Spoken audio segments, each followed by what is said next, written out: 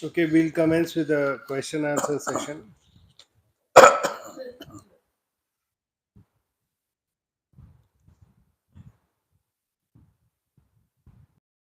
First question is, in which things is Babaji pleased? How can I know the secret of Babaji? तो आपको आप किस चीज़ों में आपको खुशी मिलती है और हम आपका ये सीक्रेट जानना चाहते हैं.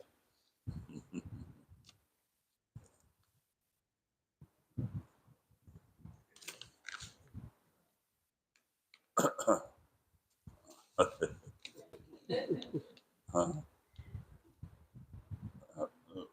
तो सबको ही पता है कि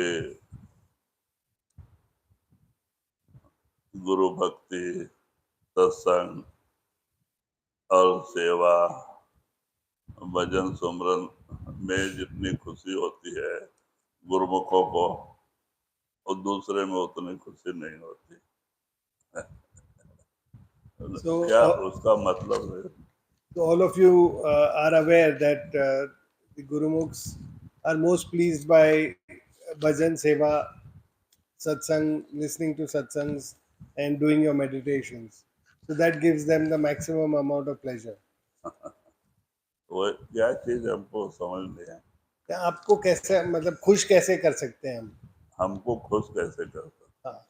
हाँ, ऐसा हाँ तो कहते हैं ना, महात्मा यही कहते हैं कि अगर कुछ हमें तोहफा देना चाहते हो तो भजन सुमरन का तोहफा लेके आओ।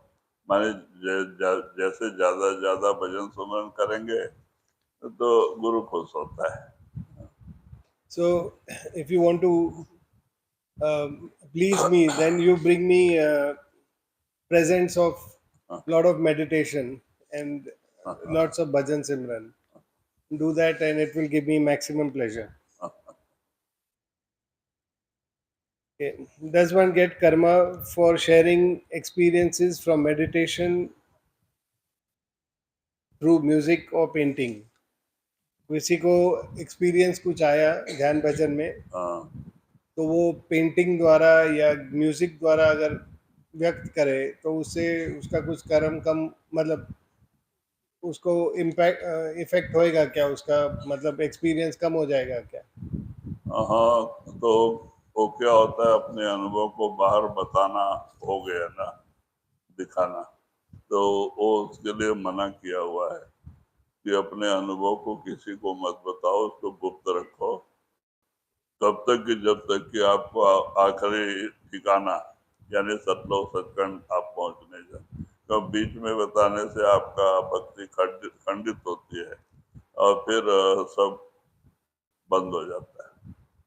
So it is not advisable to express your experiences in meditation to anyone by any means till the time that you actually reach such khand. And anywhere in between, if you have got any kind of experiences, sharing that will cause a impediment in your experiences and in your meditations.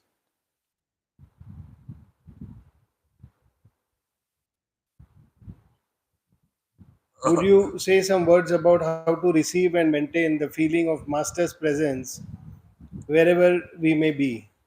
आप थोड़े शब्दों में बता सकते हैं कि हमें अपने गुरु के प्रेजेंस के बारे में हाँ, कैसे फीलिंग रखना चाहिए, जो अगर हम अपने घर में भी हो तो वो हमारे साथ हैं, ऐसे कैसे मतलब आप उसके विषय में थोड़ा बता सकते हैं क्या? हाँ, वो कहते हैं वो तो जरूरी है कि हम गुरु को अपने हमेशा साथ समझे, जहाँ भी जाएं गुरु साथ है और वो हमसे कहीं दूर नहीं है। जब इस तरह का भावना लेके हम भक्ति के में आगे बढ़ेंगे तो हमसे गलतियां कम होगी और हम भजन सुमरन में आगे बढ़ेंगे। So we should always feel that the master is always with us, and when we do that and we do our meditations, it will also help us avoid any kind of bad deeds or getting away from the path, and it will keep us properly on the path as well. Kirpal used to talk about being a conscious co worker of the divine plan. I was wondering if you could talk about it. He also used to say if we knew how much God loved us, we would be dancing in the streets. Sometimes the path can feel very heavy. I was wondering if you could talk about living in the love and joy of the Master. ये तीन सवाल हैं actually. हाँ, पहले कृपाल सिंह जी ये बोल रहे हैं कि आप एक डिवाइन प्लान, एक भगवान का एक बड़ा प्लान के हिसाब से आप एक छोटे से प्यादे हो, मतलब हाँ, हम सब. हाँ, तो उसके बारे में आप थोड़ा विस्तारित बता सकते हैं क्या? हाँ, ये एक हो गया. दूसरा कि अगर हमें पता चले कि हमें हमारे गुरु कितना प्यार करते हैं और भगवान कितना प्यार करते हैं, हाँ, तो हम खुशी से नाच उठें. हाँ, तो ऐसा है, लेकिन ये भी है कि हम ये सब प्रेरणा है, लेकिन हम अगर ध्यान भजन में बैठते हैं इतना भारी पड़ता है ध्यान भजन हाँ करना। हाँ तो इसमें ये मतलब इन सब में आप थोड़ा अगर हाँ बात कर सकें इस पे। हाँ। पहला क्या बोले? पहला तो जो हाँ एक भगवान का प्लान है, सदगुरु का प्लान है, हाँ उसमें हम सब प्यादे हैं। हाँ प्यार। ऐसे कृपाल सिंह जी कहते थे कि हाँ हम एक डिवाइन को वर्कर्स हैं, हाँ तो उसमें। उनके इसमें हम सब मिल के काम करना चाहिए उनके प्लान की तरफ। हाँ हाँ, नहीं ऐसा ही है।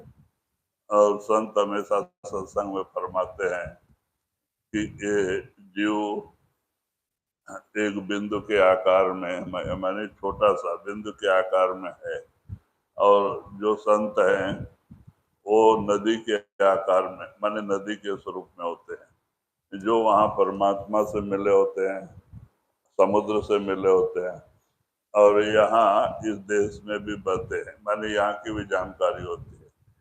और परमात्मा जो है वो समुद्र के समान है।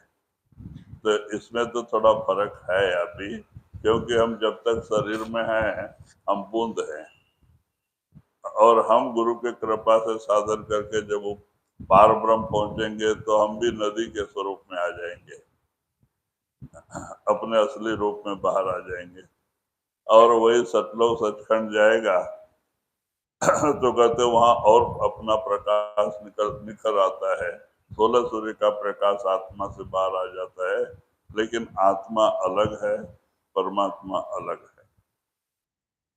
So when we realize for ourselves, when we go within, we first see that we are of the soul, and the soul is in the form of a small shape. It's round and it has light.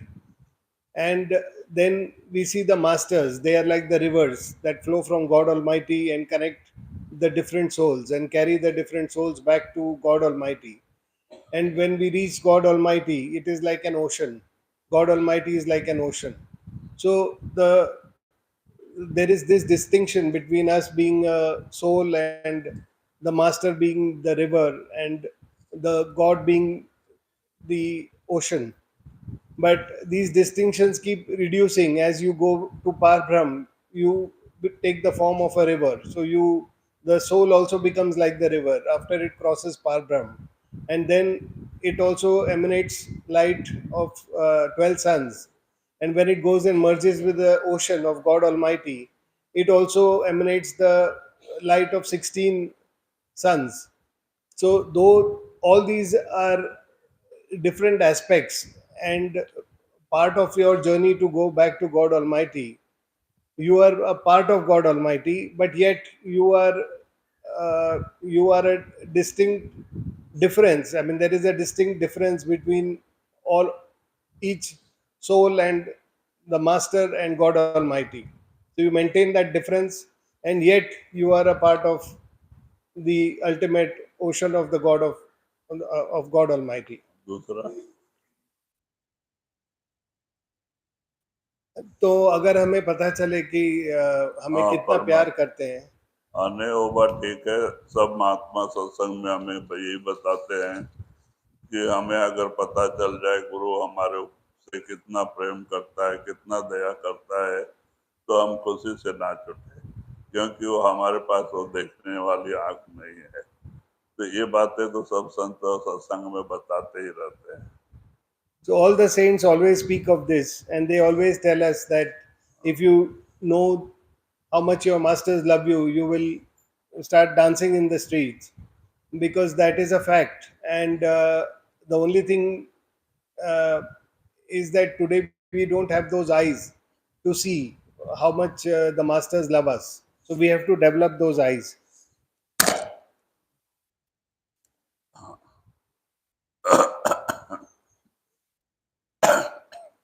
तो कभी कभी ये sometimes the path can feel heavily the path can feel heavy, and I was wondering if you could talk about living in the love and joy of the master.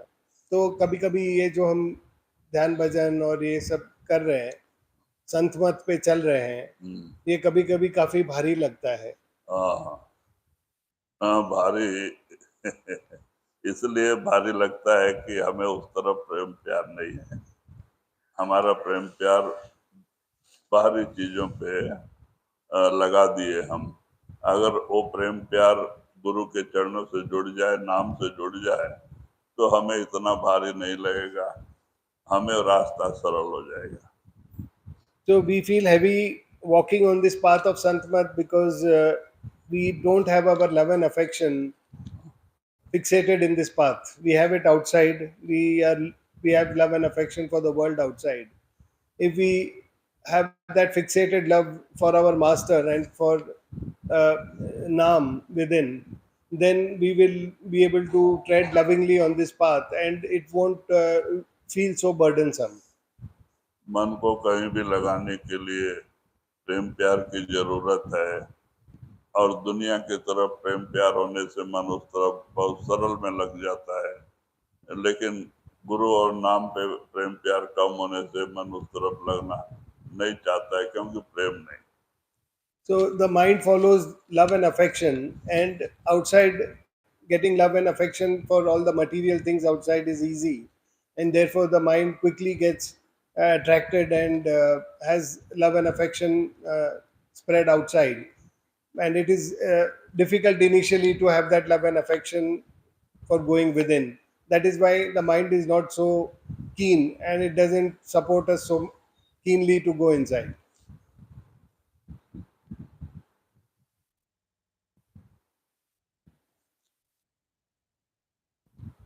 I was wondering if you could talk about living in the love and joy of the master.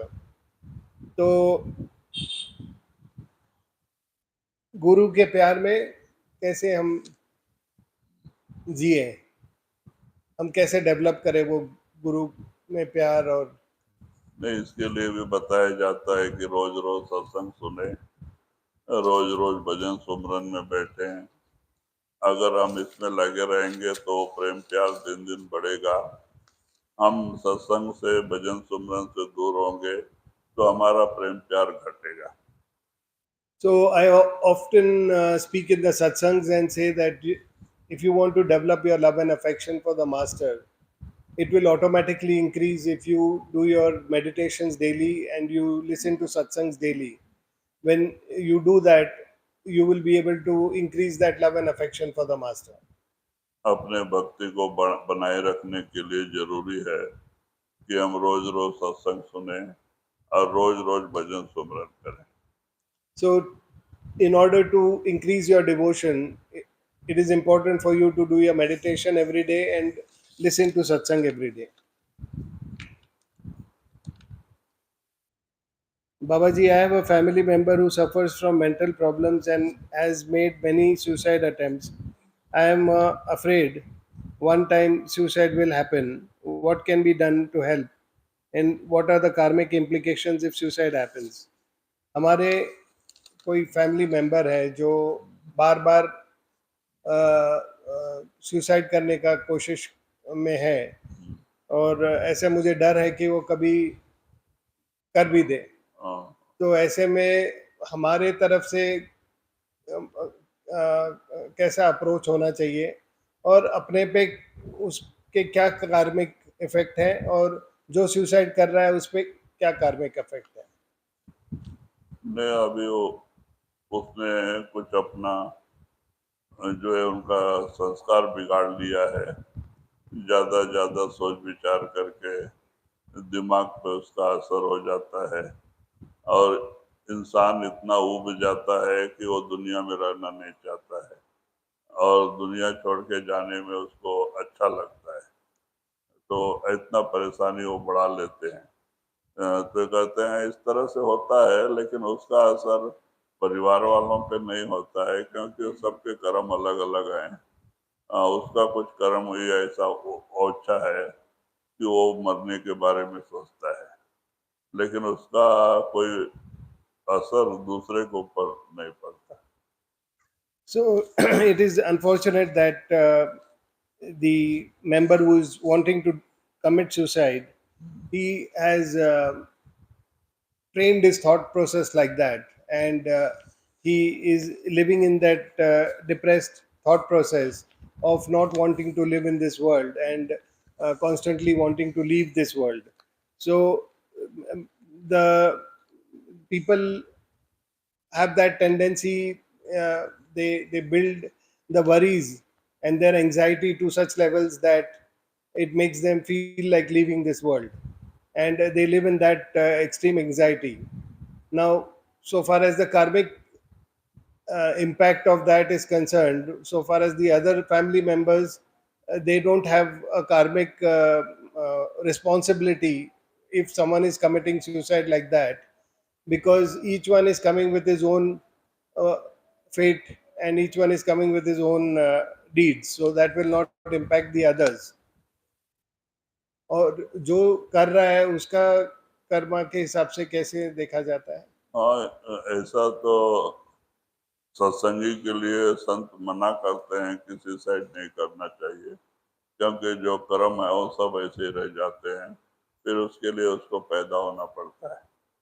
हाँ, लेकिन होता है कुछ सत्संगी लोग भी दुनियावी चीजों में परेशान आके रात दिन चिंता से दबे होते हैं, बोझ कर्जा ज्यादा बोझ हो जाता है या कोई कारण बन जाता है और वो रहना पसंद नहीं करते, ये तो मन का धोखा है और सुसाइड कर लेते हैं। So in Santmat, suicide is a complete taboo, and it is wrong to even think of it and go on those lines. People they who have developed this kind of feelings, or who are under a lot of pressure, they have developed the worries to such an extent that they start thinking about suicide all the time. But in Santmat, we should not, we should never think of doing suicide, because all the karmas, all the deeds that you are supposed to be redeeming in this life, you will simply be carrying it forward into the next life. So it is always said in Santmat that one should never think of doing this.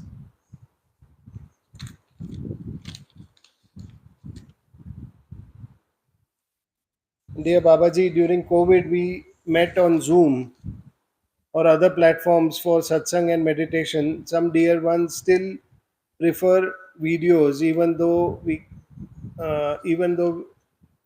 can meet physically now. Is it better to meet together in the person, or can we continue to meet on Zoom? Covid के time में zoom पे हाँ, आपके दर्शन होते थे, हाँ, zoom पे या हाँ, दूसरे उस तरह हाँ, के प्लेटफॉर्म्स हाँ, पे, हाँ। तो वो बोल रहे हैं कि अभी मिल सकते हैं, लेकिन जूम पे करना उतना ही ठीक है क्या? नहीं, जितना मिल सकते हैं जो फायदा होता है जूम पे उतना फायदा नहीं है, क्योंकि वो तो वो, दूर देखते हैं ना, टीवी पे फोटो ही होता है, तो वो उसमें उतना फायदा नहीं मिलता है। हालांकि याद बने रखने के लिए, अपनी भक्ति को बनाए रखने के लिए वो भी अच्छा ही है, लेकिन फायदा जो पास में आने से होता है वो उसमें नहीं होता। So there is always a greater advantage in physically being in the presence of a master, and though uh, to continue with your devotion and to uh, continue with having or developing that love and affection, uh, the Zoom darshan is also helpful, but uh, it is always better to meet in person. तो इसी संदर्भ में एक और प्रश्न है, there is another question in the same connection. जो हम सत्संग सुनते हैं टीवी या वीडियो पे या उस पे, और जो हम यहाँ आके सत्संग सुनते हैं जो फिजिकली होता है, हाँ, तो हाँ। दोनों में फर्क है कि उतना ही बेनिफिट होता है? नहीं, अगर घर पे हम सत्संग लगाते हैं तो हम सब कारोबार ठप कर दें और सब लोग बैठ के प्रेम प्यार से गुरु को का स्वरूप का ध्यान करते हुए सत्संग सुने, तो हमें उतना ही फायदा मिलता है। उसमें भी गुरु का प्रेम प्यार बढ़ता है और धीरे धीरे कहते हैं गुरु की कृपा भी होती है, क्योंकि गुरु शब्द रूप में है, वो दया करता है। लेकिन हम सत्संग सुनते हैं बाहर, तो बच्चे हल्ला गुल्ला करते रहते हैं या कोई काम करते रहते हैं, हम ध्यान नहीं देते हैं, ये फर्क पड़ जाता है। और जब हम संगत के समागम में महात्माओं के सामने बैठते हैं तो ये सब गड़बड़ नहीं होता है, तो हम शांति से उस तरफ ध्यान लगा के सुनते हैं, तो उसमें ज्यादा फायदा मिलता है। So the related question is that when we listen to satsangs at home on the video or taped satsangs, and when we come in the presence of the master and listen to the satsangs, whether it is of the same impact. So the thing is that if you listen to satsangs at home, but you stop all other activities and you contemplate on the form of the master, and you listen very attentively to what is being said in the satsang, then it has the same effect as you are listening in person, and it will have the same effect. The master will shower similar grace in the same context. But what happens is, in when if you are doing other things, children are playing, or there are 10 other disturbances when you are listening to the satsang, and you're doing 10 other things also simultaneously when listening to satsang, then it will definitely not have the same impact as meeting in person. When we meet in person, we attend a satsang, and everyone is sitting quietly and listening to the satsang, everyone is paying attention, then it definitely has a effect on the mind, and one is able to assimilate more from what is being said by the master. So that effect is very difficult to have at home. So if you are able to manage that same effect by concentrating in a same manner, not doing other things, and contemplating on the form of the master at home, then it is equally good to have satsang at home.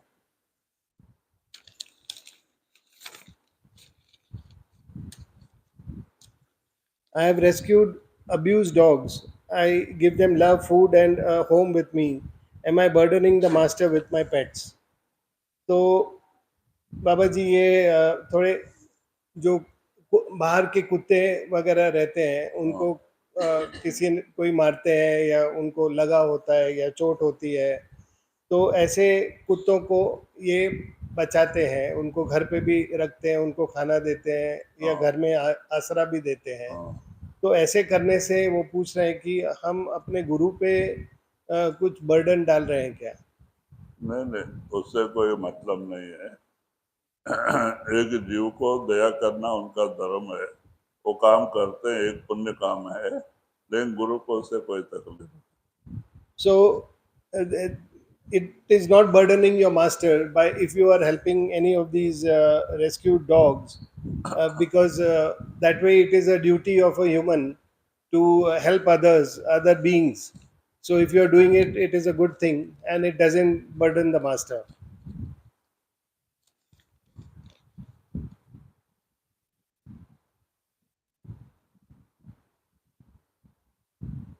ये बहुत लोगों का सवाल है बाबा जी.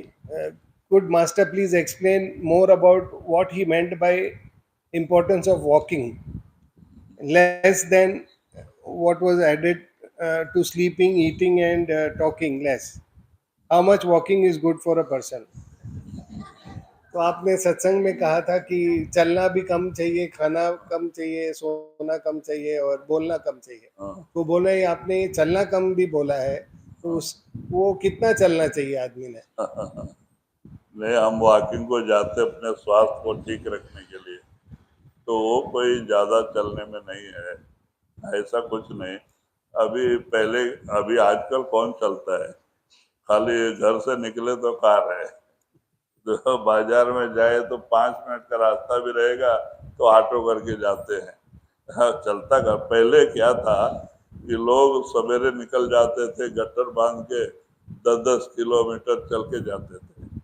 तो ज्यादा चलने से थकान होती है, और थकान होने से शरीर में भी एक तरह का दर्द होता है और वजन सुबह नहीं बढ़ता। उस बारे में बोलता थे कि कम चलना।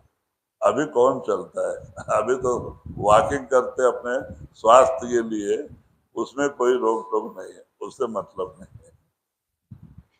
So, walking in the context of today's walking, we hardly actually walk. We just do a little bit of walking just for exercise, which is really of no consequence. Uh, these days, even for buying vegetables, we take a auto and we go, or we there is a car standing, we just walk up to the car and then take the car and go. So there is hardly any walking in our life, so to speak.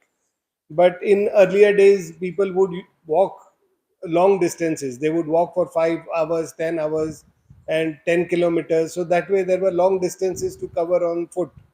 And when one walks that much, or goes through different treks or something like that, then it has a effect on the body in the sense of tiredness it causes to the body, or some sort of a swelling in the body or pain in the body, and that is a detriment to meditation, because Uh-huh. you will be affected by that tiredness and that pain. So in context of this little bit of walking that we do for exercise, or the kind of walking we are actually engaging in, it is not of any consequence.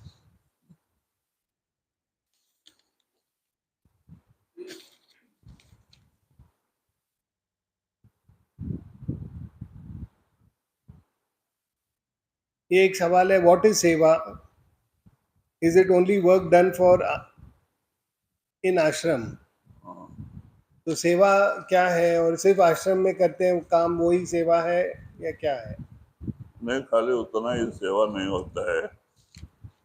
सेवा हम जो दूसरे किसी गरीब को मदद देते हैं, या कोई दुखी को, किसी के शरीर में कोई तकलीफ हो उसका इलाज करते हैं, और ऐसी वैसी भी जो मानवता का धर्म है वो करते, वो भी सेवा में ही आता है।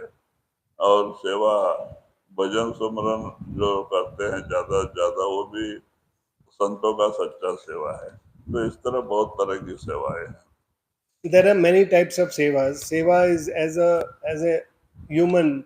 If you help a fellow human, or you pay for the medical expenses of someone else who's ailing, or you come to the ashram and do some work here, or you do any kind of selfless work, that is all seva.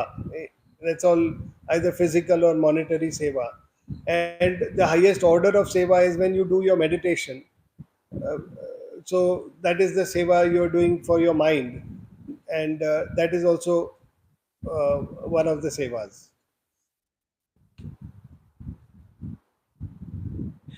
Sometimes during meditation there is a tension in the throat chakra. Can Babaji comment on relaxing the throat while maintaining focus?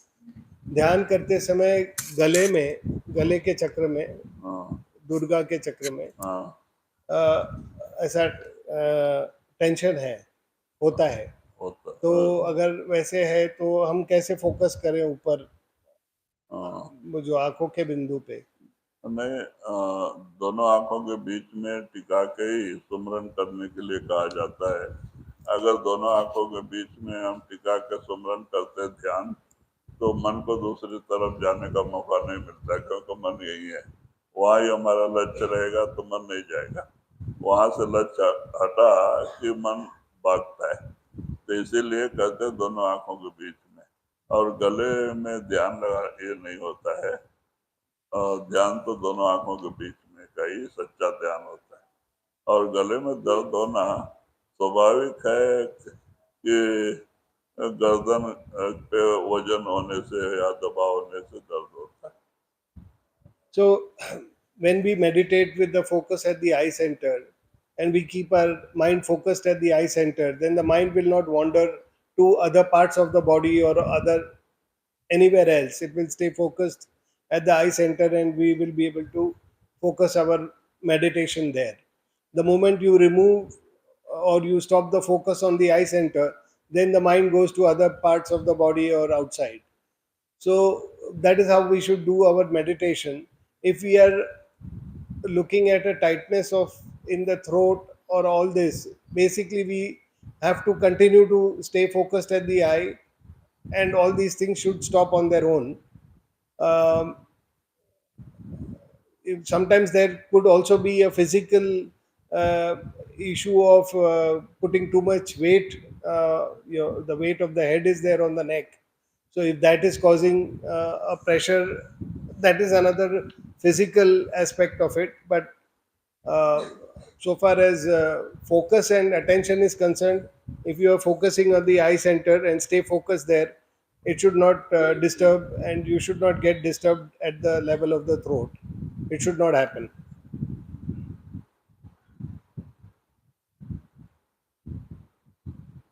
Baba Jamal wrote in a letter to Savan Singh that Hari is satanic. Could you please comment on this? तो बाबा जयमल सिंह जी ने सावन सिंह जी को एक पत्र में लिखा था कि अ, जल्दबाजी शैतान का काम है। तो इस पे आप कुछ बोलना चाहेंगे?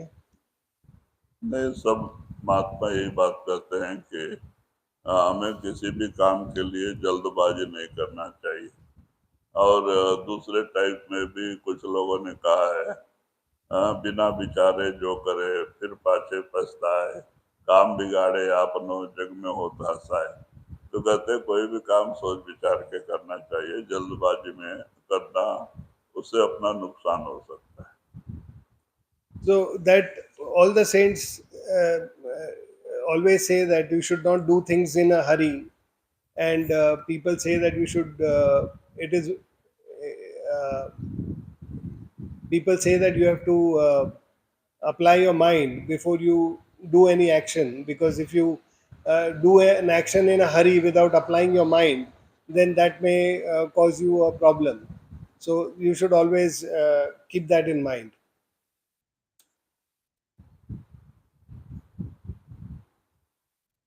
Is there any spiritual significance behind dreams of gurus? Like maybe he's hinting towards in-person meeting, or maybe first a signal that the previous meditation has been acknowledged. तो जब भी हम सपना देखते हैं अपने गुरु का, हाँ, उसका कोई अध्यात्म में उसका कोई असर है क्या? मतलब ये क्या गुरु हमें कहना चाहते हैं कि आपने ध्यान भजन ठीक किया, या मैं आपको मिलने वाला हूँ, या ऐसे कुछ उसमें कुछ इशारा हाँ, होता है, या ऐसे ही सपना है? नहीं, उसमें जरूर कुछ फायदा ही होता है, क्योंकि दूसरों सपना से गुरु का सपना गिरना बहुत अच्छा है। और सपना क्यों होता है कि हमारा भजन सुमरन नहीं बन पाया है, हम प्रयत्न ज्यादा ज्यादा कर रहे हैं, अभी हम उस लायक नहीं हो पाए हैं। तो कभी कभी गुरु उस चीज को सपने में पूरा करता है, सपने में दर्शन देके उसके भावनाओं को, भक्ति को बढ़ाता है। So seeing the master in your dreams is always a good thing, and it is always motivating to see your master in your dreams. Many times we do our meditations, but we are not successful in the meditations, and we keep trying. So the master, with his grace, he comes and tries to fulfill that in through the dreams. So he fulfills that by coming and uh, meeting you in your dreams. उसमें भी बहुत सारे कर्म काटे जाते हैं। सपने में भी क्यों कुछ कर्म ऐसे होते हैं जो जीव को दुखदाई हो सकता है, तो उसे गुरु सपने में भी प्रेमी शिष्यों का कर्म सपने में भी काट देते हैं।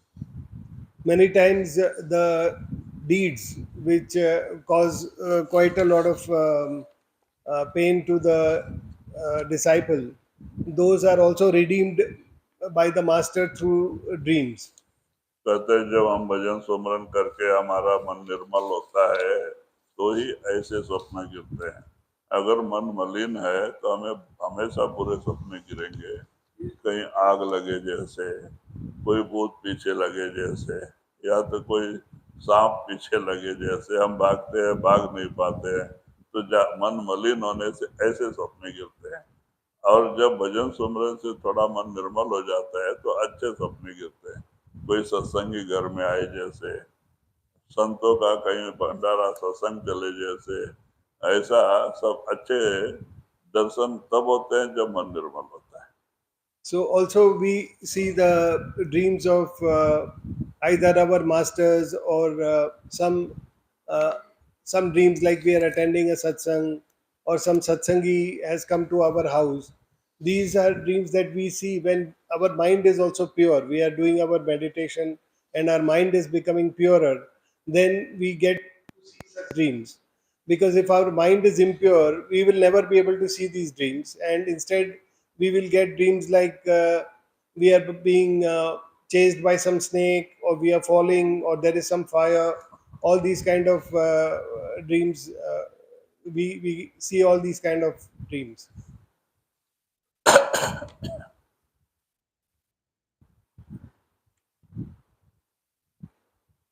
How would we know that it's actually an experience or just our imagination? If we see something while meditating, especially in Guru's presence, sometimes it happens the mind says, nah, it's too soon. But the heart says, with Guru's grace, it's possible. तो हम जब भी आपके साथ ध्यान में या गुरु के साथ ध्यान में बैठते हैं, हाँ तो कभी कुछ दिखा अंदर, तो अभी हाँ हमें कैसे पता चलता है कि हम अपना, जस्ट ये मेरी सोच है, एक्सपीरियंस अंदर मिल रहा है? हाँ क्योंकि कभी ऐसे लगता है कि नहीं, इतना तो ध्यान भजन हमने किया नहीं देखने के लिए, हाँ या ऐसे लगता है नहीं, हम अभी गुरु के पास पास में है तो कुछ भी हो सकता है, हाँ वो दे हाँ सकते हैं एक्सपीरियंस। हाँ हाँ हाँ हाँ हाँ, ये मन के ही दो अंग हैं, एक कुमति और एक सुमति। ये दोनों में ही ऐसे भावनाएं आपस में लड़ाई झगड़ा होते रहता है, माने आपस में ऐसा होता है।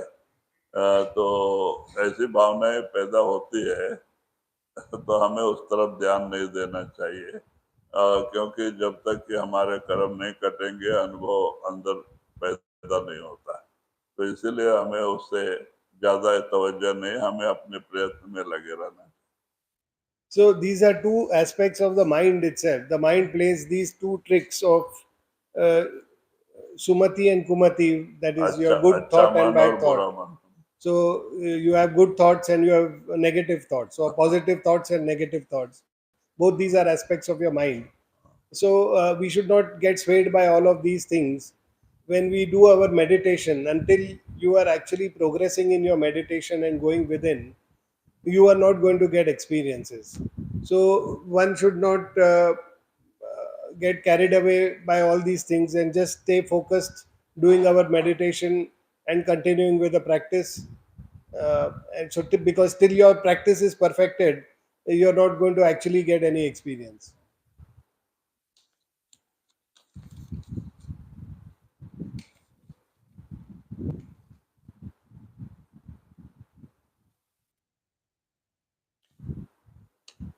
Sanji said that Master Savan laid great emphasis on visualization of the form of the Master, while Master Kirpal did not pay any attention to this. However, it appears Babaji does. How does one get a clear dhyan contemplation on the form of the Master without the use of visual aids, when after decades and a few personal interactions, his has left one's memory faulty? तो संजी कहते थे कि सावन सिंह जी महाराज इस पे बहुत जोर देते थे कि हम जब ध्यान में बैठते हैं हमें अपने गुरु के बारे में सोचना है तीसरे तिल पे। हाँ लेकिन कृपाल सिंह जी महाराज इतना नहीं बोलते थे, वो सिमरन पे ज़्यादा ज्यादा। फोकस करने को बोलते थे। और अभी ऐसा हुआ है कि गुरु, हमारे सदगुरु गए हुए हैं फिजिकली, हाँ बहुत साल हो गए हैं, तो हाँ उनका ऐसा पिक्चर भी करना मुश्किल होता है, क्योंकि पहले तो हम मिलते थे तो हाँ उनका पिक्चर जल्दी से आता था। हाँ तो अभी हमें बाहर के कुछ पिक्चर्स देखने हैं, या ऐसे कैसे कर सकते हैं? मतलब हाँ ध्यान पे कितना जोर देना चाहिए, सिमरन पे कितना जोर देना चाहिए? और हाँ। जो सदगुरु गए हैं, बहुत साल हो गए, उनका थॉट ही नहीं आता है, तो कैसे करें? नहीं, ज्यादा दिन दूर हो जाने से, ज्यादा दिन से धीरे धीरे चित्त से वो स्वरूप उतर जाता है, तो हमें उनका स्वरूप का ध्यान करना भारी होता है। अब बीच बीच में हम देखते रहने से स्वरूप याद रहता है और आसानी से आता है। तो होता है कठिनाई हो जाती है, तो हमें ज्यादातर सुमरन की तरफ ध्यान देना, 5 नाम का सुमरन, उसी पे ध्यान टिका के उसी को देखते हुए सुमरन करना। क्योंकि किसी भी हालत में मन बाहर नहीं जाना। तो मन जैसे जैसे निर्मल होएगा तो गुरु का स्वरूप अंदर है ही है, वो जरूर प्रकट होगा।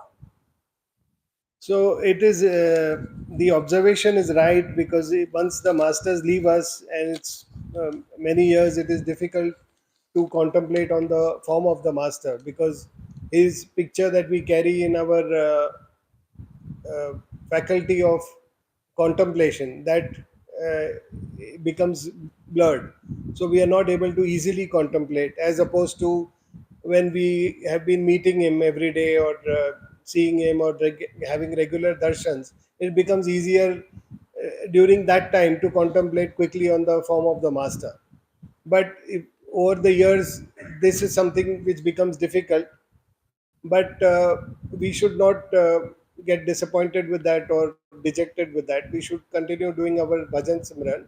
We do our simran. When we sit for meditation, just focus on the simran, just look at the eye center, because if you move your sight away from the eye center, then the mind is going to delude you, it's going to make you run away from your meditation. So just keep it at the eye center and keep doing your simran. Now your master is not far away, he's very much there. So as soon as your mind becomes a little more purer, you will start getting to visualize your master.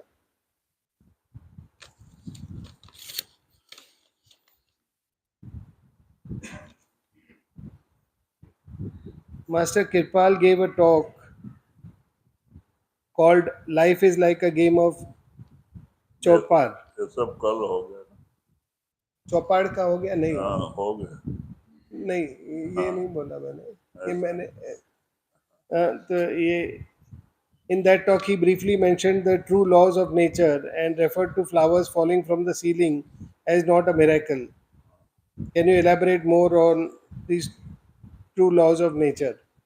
कृपाल सिंह जी कहते थे कि ये जिंदगी एक चौपाड़ का, जुए के, हाँ, हाँ, जुआ के जुआ समान। के समान है। हाँ, और तो नहीं, वो बातें महात्मा सत्संग में सब लोग करने और उसका ये देते हैं। क्योंकि जुआ के समान इसलिए है कि ये मानव शरीर बड़ा कीमती है, मिला है अपने आत्मा के उद्धार के लिए, लेकिन जीव क्या करता है, उस तरफ ध्यान नहीं देता है और दुनियावी चिंतन, दुनियावी वस्तु के प्रेम प्यार में इतना अमर समय खराब कर देता है, तो जुआ हारे जैसे हो जाता है। और जो लोगों ने भक्ति किया, गुरु से के शरण मिला, भक्ति किया ही किया, वो उसको जीत गए। जुआ वो माने मानव शरीर सार्थक हो गया, वो आज नहीं तो कल अपने मालिक से मिलेंगे। तो इस तरह से अर्थ होता है उसका। so, all the saints refer this in some way or the other, that this life is indeed a gamble. This is a opportunity given to you for manifesting God Almighty, for going back to your God Almighty. And if we, in this opportunity that is given, we gamble it away by losing our focus and the purpose of which this life has been given, and instead we spend it on all the worldly things and world materiality or other relations, we end up losing the gamble. Whereas if we make the most of this opportunity, we do our devotion, we rise above being a human to becoming God Almighty, then we have won in this gamble.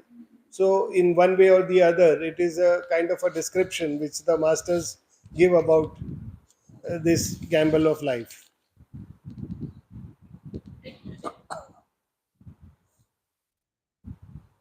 When a new master is accepting fully his new role, does his master accompany him, the Gurumukh, during the opening of the sound current for souls leaving their bodies?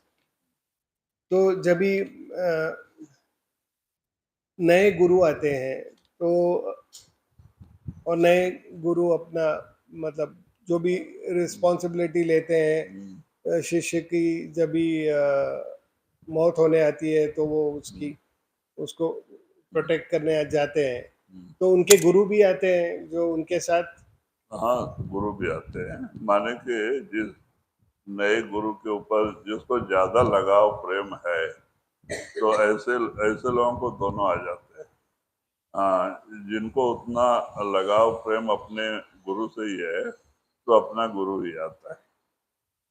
So wherever we have that love and affection for the new master and the old masters, both will हाँ, come to fetch. हाँ, And where we have just we have love and affection for uh, the master who has initiated us, then we will then he will definitely, of course, come to take us.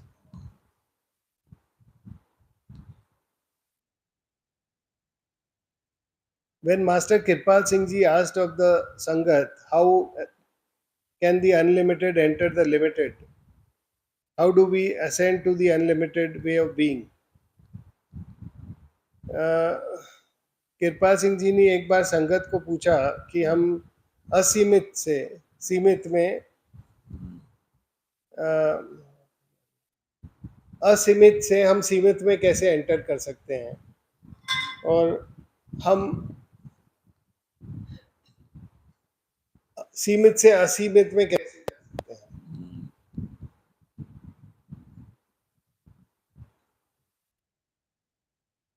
हाँ, सीमित बोला तो एक हद के अंदर, और असीमित बोला तो पूरा पूरा। इन्फिनिटी. हाँ, हाँ. तो वो तो रास्ता गुरु के कृपा से, भक्ति के जरिए ही जीव जो कि उस ताकत के से मिल सकता है, सीमित से असीमित तक भी जा सकता है। माने गुरु की कृपा और साधन से सारा ये जो है वो हट पर्दा हट जाता है, और वो सीमित से भी असीमित से जाके मिल जाता है।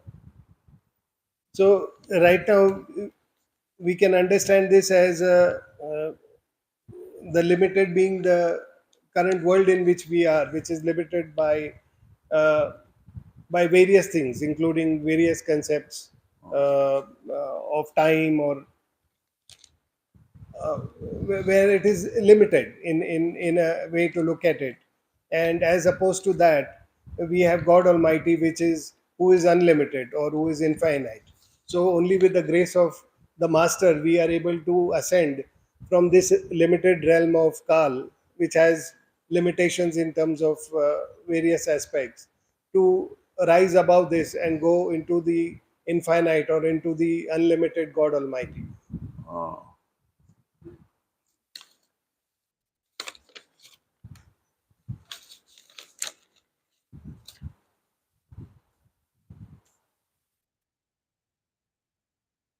Beloved Babaji, why God Almighty let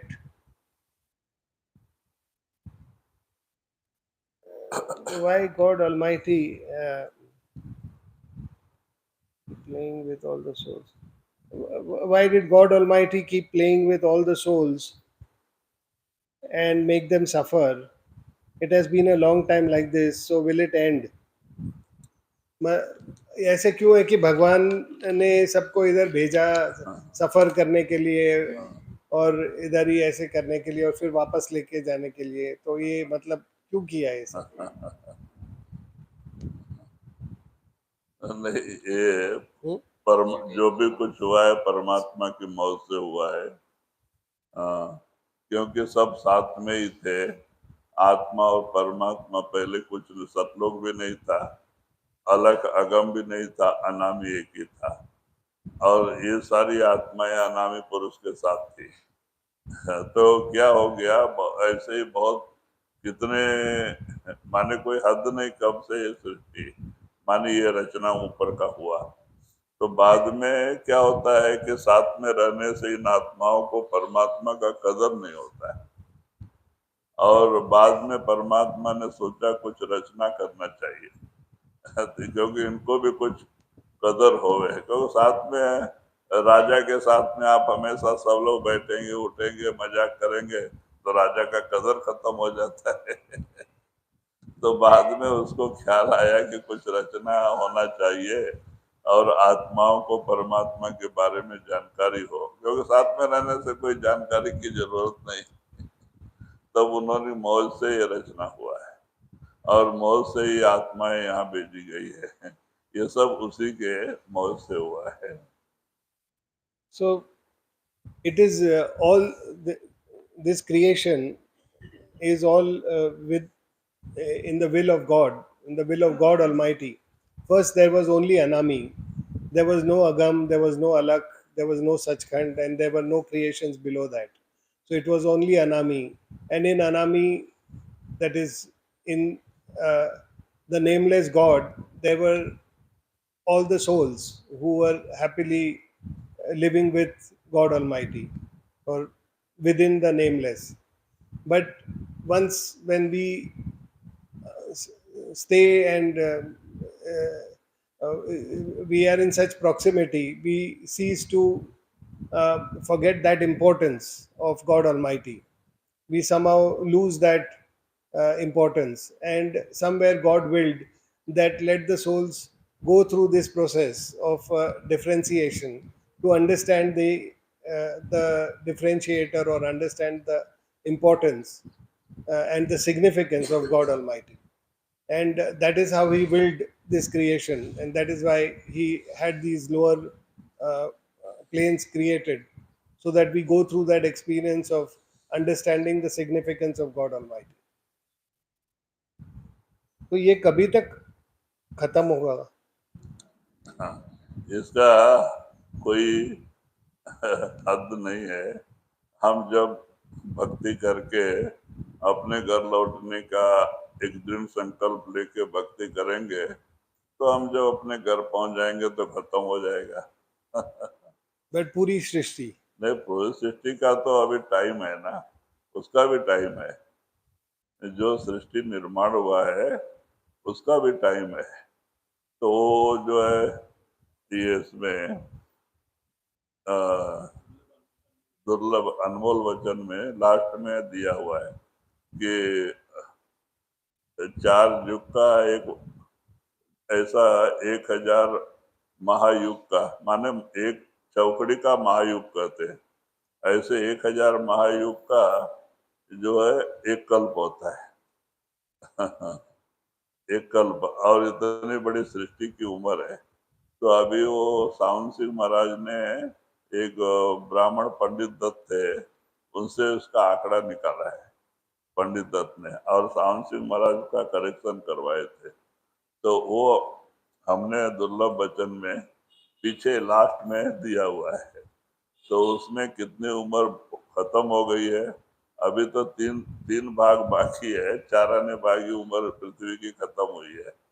हाँ, अभी महाभारत होके 6500 बरस हो गए, और 6500 बरस के बाद में कलयुग स्टार्ट हुआ है। हाँ, तो कहने का मतलब कि अभी सृष्टि बहुत दिन रहेगी, तो हमें उसकी चिंता नहीं। हम जो अपने घर लौट जाएंगे तो हमारा सृष्टि खत्म हो जाएगी। so this will come to an end when we do our meditation and we go back to God Almighty. So for that, I mean, the creation comes to an end for us. But otherwise, there is a finite period for which this creation has been made, and there are references of it in the talks of Savan Singh Ji also.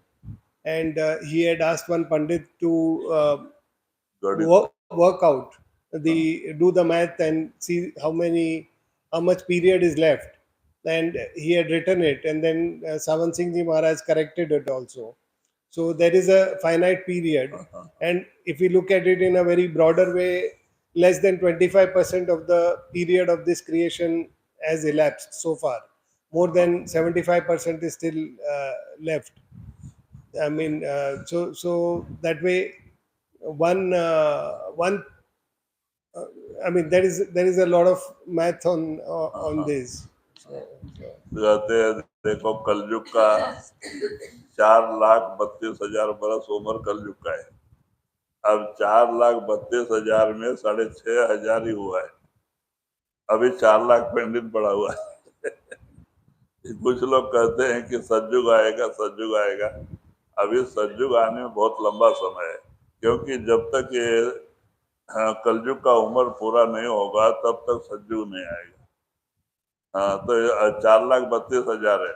कलयुग का उम्र, और 8,64,000 है द्वापर युग का, और जो है कि 12,96,000 है त्रेता युग का, और 17 लाख है सतयुग का। तो आप बताओ, जो 4,32,000 में खाली 6,500 गया है, 32,000 में 6,500, और 4 लाख अभी पेंडिंग है। तो अभी देखो, वो कलयुग कब तक रहेगा, जब तक एक इंसान ये 3-3 इंची के हो जाएंगे, माने ताकत भी घटेगी और इनकी लंबाई भी घटते जाएगी।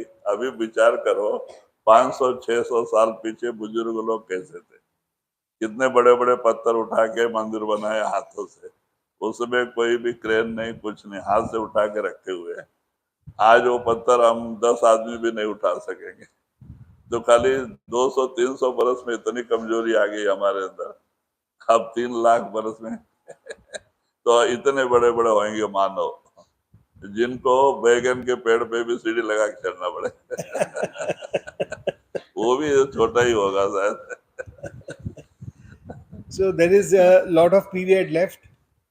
If we see that Kalyug alone is about 432,000 years. हाँ That is Kalyug alone. And हाँ in this Kalyug, if we see the current Kalyug, only about 6,000 years have passed, because if one is to Mahabharat. estimate Mahabharat, the end of Mahabharat was the beginning of Kalyug, and Mahabharat took place about nearly close to 6,000 years back. हाँ So only about 6,000 years out of 432,000 years has elapsed for this Kalyug. And people say that Satyug will come now soon, but it won't come soon. Till Kalyug is over, Satyug will not start. So Kalyug is for around 432,000 years. Then the Yuga before this, Dwapar, was about द्वापर, वो 8,62,000। it was about 862,000 years. That was the Dwapar. And और 12,96,000 त्रेता युग। Treta before that was 12, 12 छियानवे, lakh, 96,000। about 1,296,000 years. That was the Treta, Treta. और सतयुग 17 लाख हजार। And Satyug was 1.7 million years. So that is just one Chokdi Yug. That is these four. And that way, 1,000 of these हाँ एवं make one Kalp. So that कल्प, is one Kalp is the stated life of वो उम्र है सृष्टि का। is the stated life of this earth. So we are still we have a long way to go, and if we see that by the end of Kali Yuga, the humans will be only about 3 inches tall, and you will need a ladder to climb a brinjal plant, maybe more than that, because if we see our ancestors also, they were so strong, they would carry stones. You can see the large temples or the pyramids or so many other things, they used to carry such heavy boulders and rocks, and that was the kind of strength they had, and that was the and they were quite robust. So now, as we have seen just over the next last 200 or 300 years, we have become so weak. Humans have become so weak, and we have still got about 400,000 years to go. So we will gradually, everyone will become small, and eventually they will be reduced to about 3 inches. Each humans will be about 3 inches. द्वापर युग में एक इंसान को एक हाथी की ताकत होती थी, एक इंसान के अंदर एक हाथी की ताकत होती थी द्वापर युग में। त्रेता युग में 10 हाथी की ताकत हो, 1,000 हाथी की ताकत, और सतयुग में 10,000 हाथी की ताकत होती थी एक आदमी में। So you can say, you can see that in the earlier yuga, there was the strength of one elephant. A human had a strength of one elephant, and it was times 10 in the previous yuga. So it was 100 elephants and 1,000 elephants. That was the strength of a human, and that has got significantly reduced now.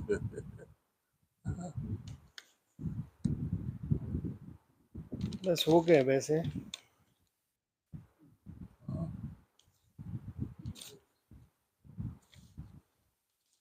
एक ये प्रश्न है, अब बाद में 4 बज गए हैं। हाँ तो ये Kaal is the son of Satpurush. Kirpal Singh has said that Kal is a very fine gentleman. हाँ Could you explain, please? Is हाँ Kal a friend, an enemy, a trap, a teacher, or what? हाँ हाँ तो हाँ, माने वो दोस्त भी है ना। हाँ, दोस्त है, जेंटलमैन है, हाँ, और नहीं वो शत्रु है। दुनियादार के लिए जरूर काल होगा, क्योंकि उन्होंने अपना कर्म करके बिगाड़ा है, उसका ही वो दुख सुख भोगता है। काल कुछ नहीं करता है। काल खाली सत्पुरुष का श्राप है, जीवों को अपने मुंह में लिलकता है मरने के समय, फिर बाहर निकालता है, खाली इतना ही। लेकिन काल और बड़े तकलीफें नहीं देता है। और जिनको सदगुरु मिला है उनके लिए काल भी दयाल है, वो भी हमें आगे जाने में मदद देता है। So for worldly people, Kal uh, is Kal is not really an enemy. Kal is he doesn't do anything. He only gives you your karmas which you have incurred in the past, and he makes you redeem those. So really, he doesn't do anything. The only curse that he has from God Almighty is that every uh, हर वो कितने चबाता है क्या उसको? रोज 1 लाख जीव खा के तो जिंदा So रहेगा। every day he has to chew 100,000 jivas. हाँ, So at the time of death, he chews the jiva, हाँ, and that is the only curse that he has, and that is the only pain that is caused to a human because of Kal. But other than that, Kal is for the satsangis, he is a friend. He is like Dayal. So for the satsangis, he is Dayal. He is not an enemy. He is a friend. जो मानव शरीर पाके बहुत पाप करते हैं, कत्ल करते हैं, पाप करते हैं, लूट खसोट ऐसे कर्म बढ़ा लेते हैं, उनके लिए वो काल है। बाकी के लिए वो दयालु है, समझो। वो किसी के साथ बुरा नहीं करता हो। So for worldly people, he may be the law bearer, but he is Dayal for satsangis.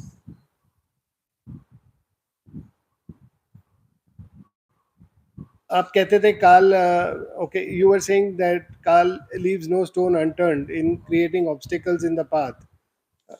Could you tell the story of Gorakhnath and Sri Chand as an example? हाँ, तो कह रहे हैं कि आपने कहा था कि काल भी अ, सब दावपेच लगाता है, जीव को बाहर नहीं जाने देता है। हाँ, तो इस संदर्भ में गोरखनाथ और श्रीचंद के बारे में आप बता सकते हैं क्या, मतलब तो उनका इस गोरखनाथ और Shrichand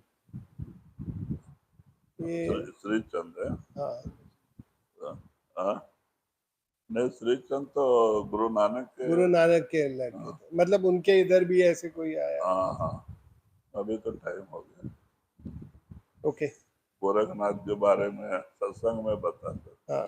So we I have explained enough in satsangs about them. We'll take that up separately. ये सेम क्वेश्चन है, परमात्मा ने हम सबको क्यों बनाया? हाँ, हो गया, we're done with the questions. हाँ,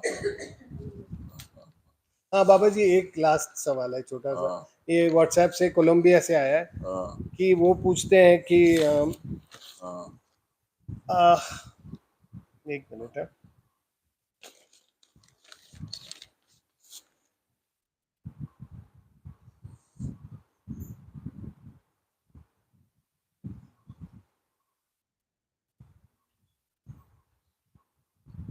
Question to my Babaji, my beloved Babaji, you that are connected with the Sadguru and the truth, I humbly request, please tell me some reason for my mind to understand why should I not eat eggs? What happens to my soul when I eat eggs? Or at least please share with me the benefit of not eating eggs. हाँ, एक के बारे हाँ, में। तो हम हाँ, मतलब अंडे क्यों नहीं खाने चाहिए? हाँ या अंडों से अपने पे क्या असर होता है, हाँ। और ना खाने से क्या फायदा होता है, मतलब ये। नहीं, जो संतों ने, सब संतों ने उसको नाजायज कहा है ना, इसलिए कोई भी उससे नाजायज ही कहेगा। तो जो उन्होंने मना किया उससे हमें चलना चाहिए, क्योंकि उसमें भी बच्चे तैयार होते हैं, उससे भी फिर उसमें बच्चे जो आते हैं वही बड़े होके उसका माँ का रूप धारण करते हैं। तो इसीलिए पता नहीं उसे भी संतों ने इसमें जोड़ लिया है, मांसाहारी में जोड़ लिया है, इसलिए उसको खाने को मना करते हैं। So saints have always included eggs as part of the non-vegetarian food, because in a way they are also, the egg also gets transformed in a way into a chicken or a hen, and the saints have maintained always that you should not eat eggs, and it is a part or to be considered as non-vegetarian food. So we should respect that, and we should also maintain abstinence from eating eggs. अगर उसमें नुकसान होने के कारण से सब संतों ने उसे नाजायज कहा होगा, तो हमें भी उसका पालन करना चाहिए। So all the saints have looked into this, and they have maintained that we should refrain from eating eggs. So we should also uh, keep that, honor that request of all the saints. ठीक Okay, thank you, धन्यवाद। है।